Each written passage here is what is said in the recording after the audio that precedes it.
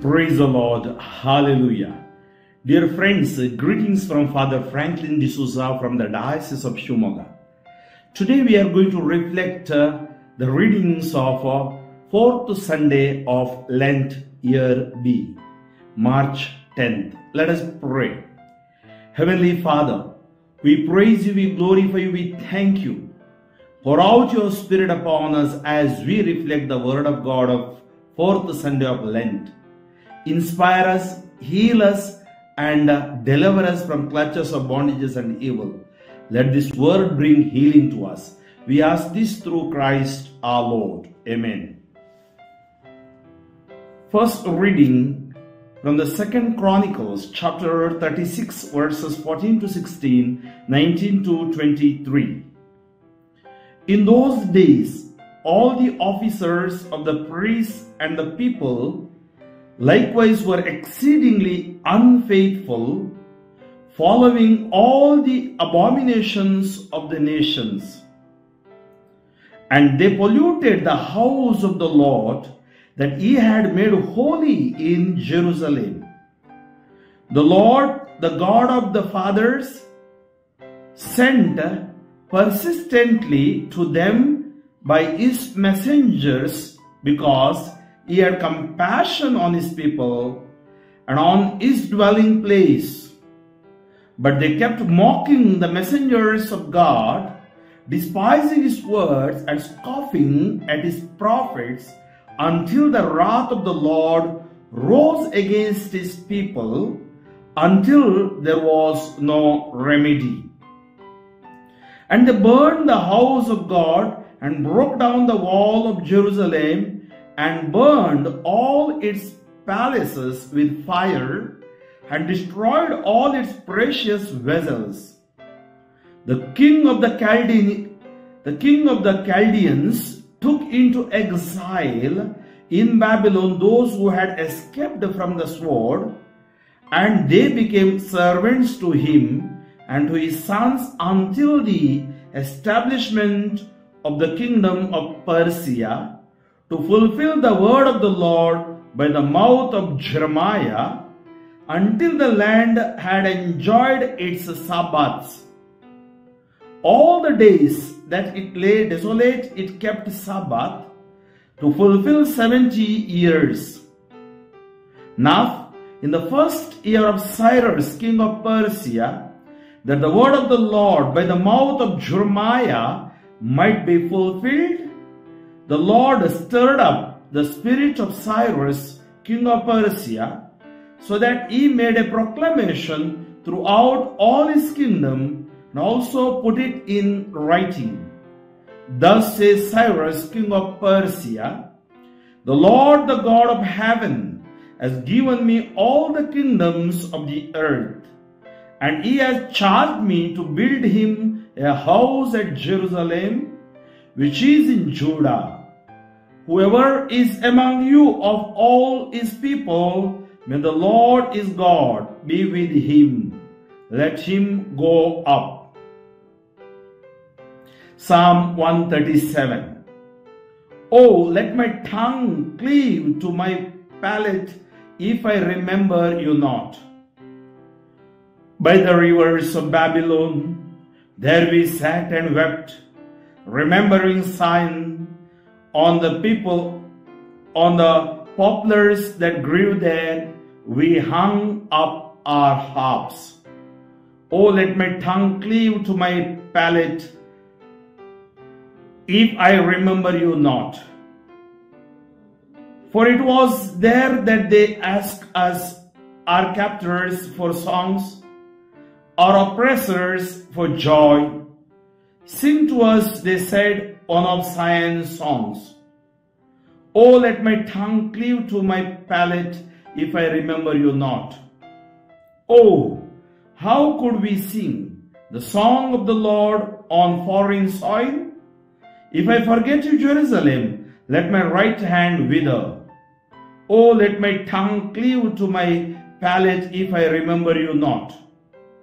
Oh, let my tongue cleave to my palate if I remember you not, if I prize not Jerusalem as the first of my joys.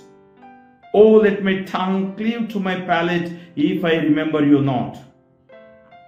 Second reading, a reading from St. Paul's letter to the Ephesians, chapter 2, verses 4 to 10. Brethren, God being rich in mercy, because of the great love with which He loved us, even when we were dead in our trespasses, made us alive together with Christ. By grace you have been saved, and raised us up with Him, and seated us with Him in the heavenly places, in Christ Jesus, so that in the coming ages He might show the immeasurable riches of His grace in kindness towards us in Christ Jesus.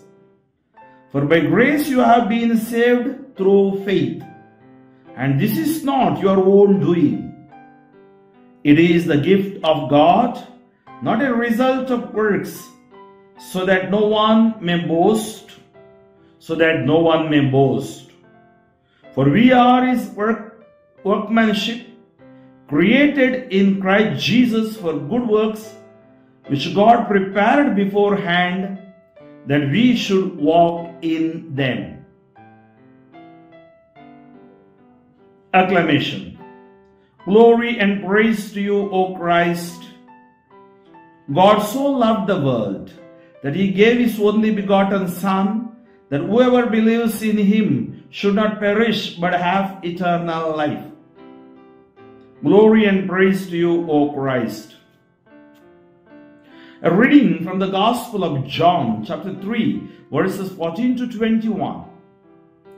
At that time, Jesus said to Nicodemus, As Moses lifted up the serpent in the wilderness, so must the Son of Man be lifted up, that whoever believes in Him may have eternal life.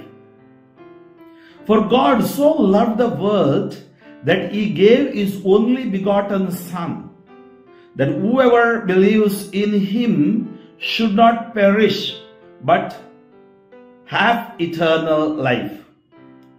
For God did not send His Son into the world to condemn the world, but in order that the world might be saved through Him. Whoever believes in Him is not condemned, but whoever does not believe is condemned already, because he has not believed in the name of the only begotten Son of God. And this is the judgment. The light has come into the world, and people loved the darkness rather than the light, because their works were evil. For everyone who does wicked things hates the light and does not come to the light, lest his work should be exposed. But whoever does what is true comes to the light, so that it may be clearly seen that his works have been carried out in God. Dear friends, God loves us. God loved the world so much that He gave His only Son, so that everyone who believes in Him may not be lost but may have eternal life. This is the very heart of the gospel. If by some calamitous catastrophe all the pages of all the Bibles in the world were destroyed, and this one verse alone survived, it would summarize brilliantly the entire history of salvation. God loved the world. God loves each of us as though we are the only one to be loved, says Saint Augustine. He pours His infinite love into our littleness, His infinite power into our weakness, His infinite wisdom into our foolishness, His infinite holiness into our sinfulness. Saint or sinner, God loves us. It is when we deserve love least, that God loves us most. Our spiritual life will change not when we know how much we love God, but when we experience how much He loves us. When we accept God's love, we experience eternal life. When we refuse God's love, we are sadly passing sentence on ourselves, like the person who shuts the windows and draws the curtains, preferring to remain in darkness when the sun is shining brightly outside. The patient who refuses the prescription of his doctor harms and destroys himself, says St. Augustine. May God, who is madly in love with us, touch, torch, and transform our lives. Yes, Heavenly Father, we praise and glorify Thy name. Thank you for revealing us your love today through this passage. In the first reading, we have heard that we should not lose hope. You are always there for us to love us. And there is nothing more than your love for us. Your grace is sufficient for us. As we are in the season of Lent, Lord, strengthen us in our lives, in our prayer lives, in our faith. Especially give us the grace to read the Word of God. Lord, I know that you love us so much and you will never condemn me. You have come to save me. Help me, Lord, to understand your salvation. Help me to understand your salvific plan in my life. Lord, I am a sinner. Have mercy on me. I have gone away from you. Today I come back to you. Lord Jesus, in your name I pray for my brothers and sisters, those who are in need of your healing touch. Touch them, heal them, deliver them from every clutches of bondages and evil. In mighty name of Jesus of Nazareth, I release healing, anointing upon you. Amen. Amen. Amen. God bless you. Friends, share this message with your dear and near ones. Pray for me and pray for my mission. Father Franklin D'Souza, Diocese of Shimoga. Amen.